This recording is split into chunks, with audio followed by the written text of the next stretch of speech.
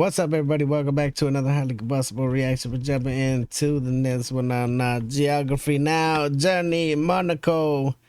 Let's jump in. Let's check it out together. Let's go on a journey. I really, really love this damn postcard room. Every single time we see it, I love it. Get over to Geography Now, the love of the world. We're already subbed up. We've already smashed the like button.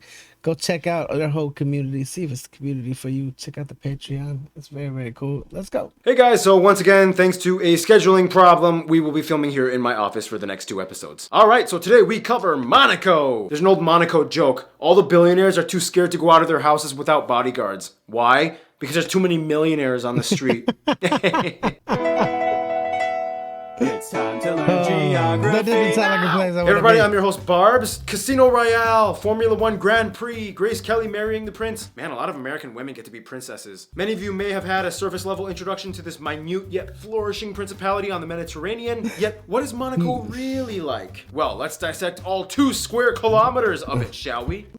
Is it seriously only 2 square kilometers? No way. No way. Now let me put it this way. I love microstates because it's like, while everyone is off in the vast open fields trying to dig for gold, you find this one small little shack making tons of money because they're the ones selling all the shovels. First of all, Monaco is a micro city state located in Western Europe, nuzzled all around by France with a 4-kilometer coast along the Mediterranean. You can literally walk across the entire nation in less than an hour. Oh, and the country is shaped like a praying giraffe. Monaco is only about 2 square kilometers in area, making it the second. Did you just say it's shaped like a praying giraffe? It kind of is. Country is shaped like a praying giraffe. Monaco is only about 2 square kilometers in area, making it the 2nd smallest country in the world after the Vatican. You can literally fit the entire country inside Central Park in New York City and still have some space left over. The country is divided into 10 wards, including a new one created from reclaimed land called Fontvieille. The entire country in itself acts as its own capital. However, the government of 24 council members meets at the National Council building twice a year to discuss budget, whereas the prince and his family live in the prince's palace just a few blocks away. Wait, but if it's so small, can you fly there? Why, thank you for asking that question that I wrote on the teleprompter, Ken. Technically, no. The country has no airports, obviously. I mean, some airports have runways that are longer the entire length of Monaco. However, the closest international airport would be France's Nice-Côte d'Azur International, only about 5 miles away to the west. Otherwise, to get in Monaco, there are 4 general ways. Technically, you can fly into Monaco, into the international heliport connected with Nice's airport. The flight only takes 7 minutes long. It has 8 helicopter landing pads. And on peak times, you can see passengers arrive every 20 minutes. Sounds like you can a good sail option. into the country with a boat and dock at either Port Hercules or Port de Fontvieille. Both these options are pretty pricey though, so if you're on a budget, you can also drive in by car by any of the neighboring French towns that surround, like Beausoleil. Otherwise, you can take the Route 100 bus line from Nice. It only costs €1.50. Or you can take the €22 shuttle from Nice Airport. And finally, if trains are your thing, multiple lines end up at the Monaco train station, conveniently located straight up in the middle of the country. Now, Monaco is kind of like that bag from Mary Poppins. I don't think we really need the airport when we got all of this. It's not very big, people. So I think you see you walk across the whole thing in an hour. Do we really need the airport at that point? You could sail up on it. You could drive into it. You could ride the bus. A helicopter is fine. Located I'm cool with straight that. up in the middle of the country. Now, Monaco is kind of like that bag from Mary Poppins. You know, it's not that big, but once you open it up, like an entire circus comes out. Oh, and Monaco has a circus. The sights to see are endless, and despite the limit in space, they keep growing. Like, literally, they've been reclaiming land from the sea for over 100 years. The largest projects happening in the 60s and 70s for Monte Carlo Casino and the Port de Fontvieille. And now they are embarking on a $1.2 billion extension called Le Portier. This will host new homes and businesses. Nice! High five! Show that water who's boss. Cute. And speaking of high prices, as of right now, Monaco has the world's highest real estate value on the market with over $45,000 per square, wait for it, meter. Wait, you're telling me that a square centimeter would be about $450? I'm technically, yeah, but... Yeah, still can't afford that. Me neither. High five. Yeah, Ken's gonna show up a lot in this episode because everybody else kind of bailed on me today. Whatever keeps me employed. This also means that Monaco has kind of started to build upwards, with high-rise buildings popping up more and more in the past few decades. At 49 stories, the tallest building, the Tour Odéon, was completed in 2015, and more are planned. Otherwise, some of the top notable sites of the country might include places like Fort Antoine, the Yacht Fishing Club, Larvado Beach, the Oceanographic Museum, tons of gardens like these, tons of museums like these, the top car collection. which is saying a lot for such a small place. You guys, that's actually a lot of. I was expecting to be like, oh, you could go to this beach or that beach or this beach.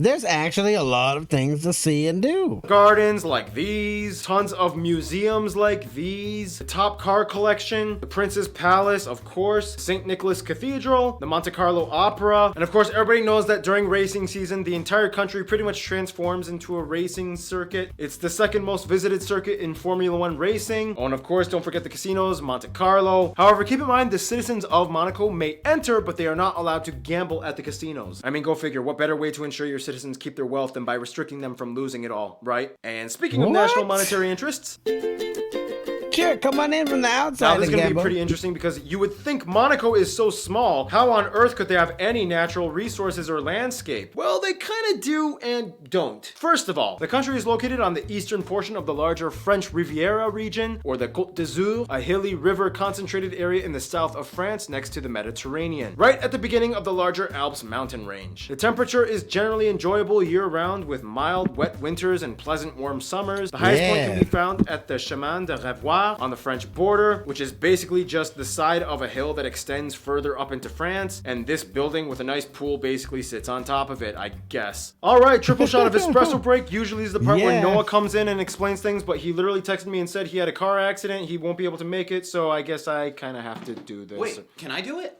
No. But you told me I could be the islands guy. Monaco is not an island, Ken. Yeah, but Micronesia was an island, and I didn't do any of that.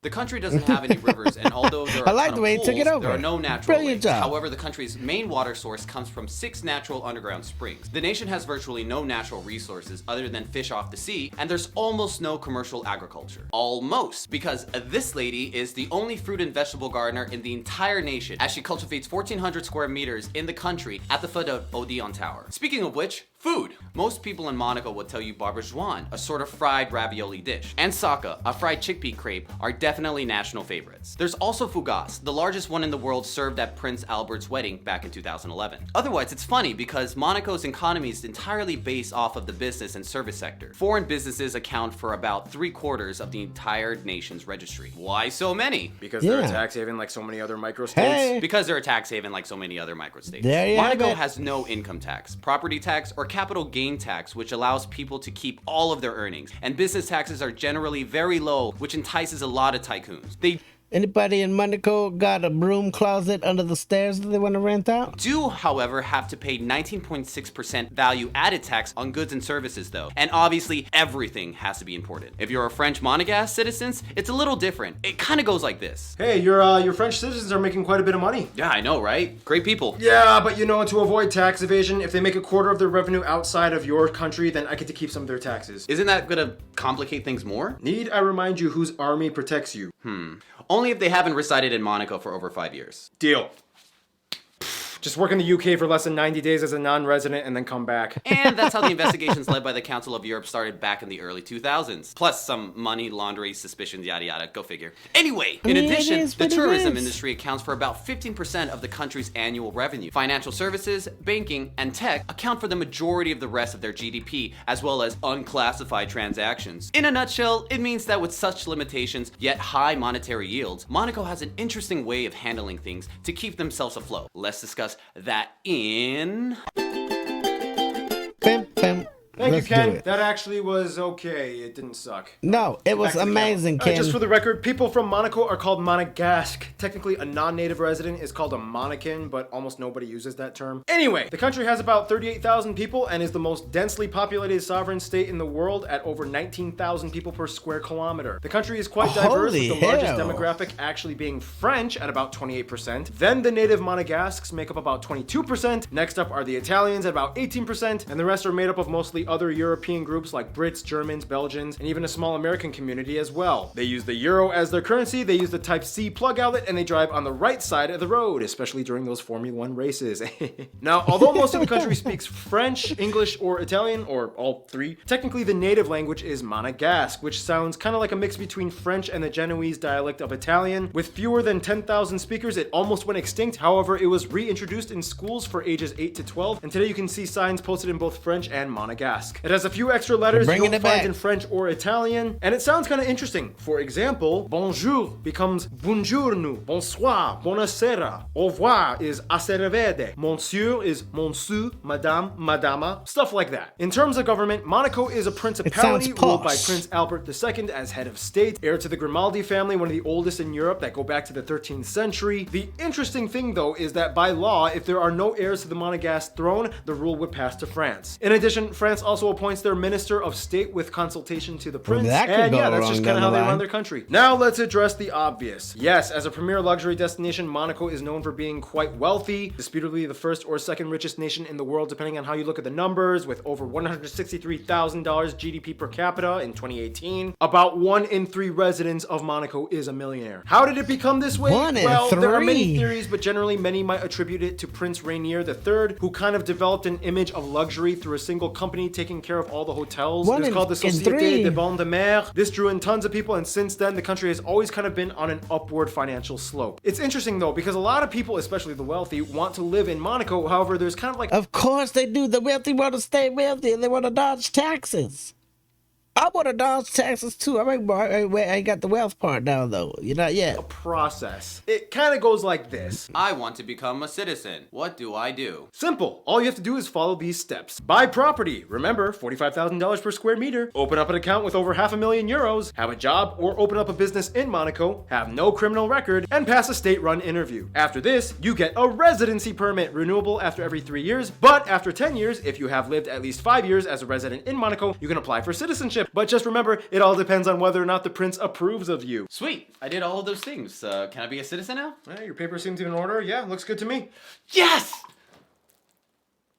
Nah, the prince is cool. He'd probably just laugh it off. The people love him. Otherwise, culturally people speaking, love the under Article prince. 9 of the Constitution, Monaco's official religion is Catholic. However, freedom of religion is offered to all residents. There are events going on like literally every month of the year. You have things like the Princess of Hanover Rose Ball in March, the International Marathon in November, Tennis Masters Series in April, the Prince's Palace concert in July, and of course the famous Grand Prix in May. Oh, and they have a soccer/football team. They play in the French League. They have 7 championship titles. Soccer/football Nice. team. But otherwise, yeah, history time. In the quickest way I can put it, the Greeks call it Monoikos, Saracens, Ligurians, Genoan territory, Holy Roman Empire alliance. This dude took a fortress by disguising himself and his soldiers as monks. Independence from Genoa, Spanish protectorate, French protectorate, railroad built in 1860, first casino built. They realized tourism was like a really good thing that could help them. The Grand Prix starts, new land reclamation projects. Prince marries Grace Kelly, an American. Money, money, more money. And here we are today. Now, in terms of famous people, basically the royal family are the most famous ones. Prince Albert I, who did a number of cool things like exploring the world and building infrastructure. But there's also people like Formula 1 racers. There's singer Leo Ferrer, Julien Médecin, the only Olympic medal winner. However, back in the day, design for town planning was an Olympic event and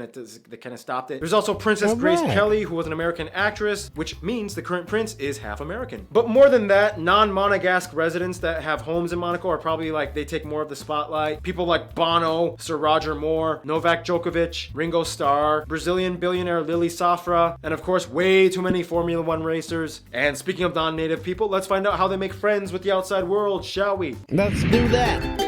And here come the friend zone. Now, Monaco has always kind of been that nation that kind of opened up to the world in order to survive. Diplomacy Well, is they're kind of clearly key to their roots. flourishing. First of all, although they are not part of the EU, their relationship with the Union is crucial to their business and trade, as everything must be imported. As a predominantly Catholic nation, the Vatican has had cultural and political relationships with Monaco, and Monaco holds the rank of Minister Plenipotentiary, which is like a representative Minister title for the Holy See. Plenipotentiary. Italy is basically seen as the country that kind of birthed Monaco and maintains a solid relationship with its offspring. Most Monegasque people have at least one Italian ancestor, and today many Monegasque people kind of see themselves as like French-thinking Italians. Other nations like the UK, Belgium, Switzerland, and the USA have close relations too, as many of their residents live or work in I bet Monaco. they do. But in the end, most Monegasque would probably say that France is their best friend. Not only are the largest people group in Monaco French, but the vast majority of imports and business comes between these two states. The French military protects their sovereignty. Monaco has made deals that operate under the purpose of serving France's interests, and overall the two are like two peas in a pod that go together hand in hand. In conclusion, Monaco is a little ritzy, not gonna gloss over it, but they also have an interesting way of functioning with limited space, but power beyond boundaries. Stay tuned, Mongolia is coming up next.